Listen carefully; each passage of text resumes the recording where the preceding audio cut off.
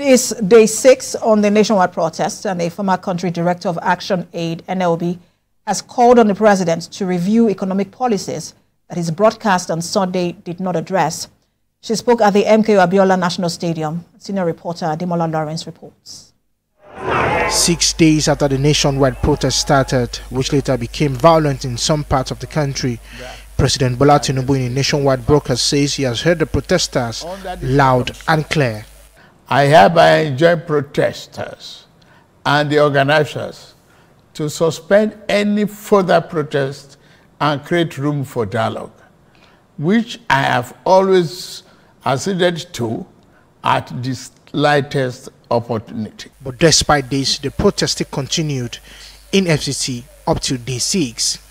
Here, the venue of the protest at MKO Abiola National Stadium, the protesters have significantly reduced. The only visible people here are security agencies. For the police, they insist protests will no longer hold outside the stadium. For former Nigerian Action Aid country director, they are here to continue the protest. That's in the land. We are wounded. Unemployment. Look at the young people of our, so many, in every home you have how many graduates who have gone through, they have done their youth service, they have no jobs. And then we are talking about there is the end to bad governance. In the constitution of Nigeria, they said you need to appoint one person, one minister from every state.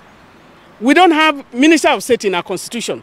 Highly unconstitutional, and the government is pulling it, and they are even creating new seats for more ministers to come in. There are no signs from the government to show us that they can bring down the cost of governance. With the rate in you, the poorest of the poor, and you are poor, even if you think that you are so rich and you are sitting in a luxurious house, as long as the few are not fed, as long as people are going to beg hungry. You have so many empty houses in Abuja. In Abuja, I just want to mention the Abuja that I am, that nobody is inside and it has been bought. That's money laundering. All of that is happening and we are in this country. So we are here and the protest continues.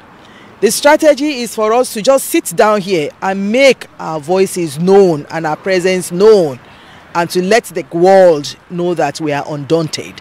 And on behalf of the youth of Nigeria, on behalf of all the oppressed, all those that feel aggrieved, even if it is just a handful of people that sit down here, we're sending the message out there loud and clear that Nigerians are undaunted.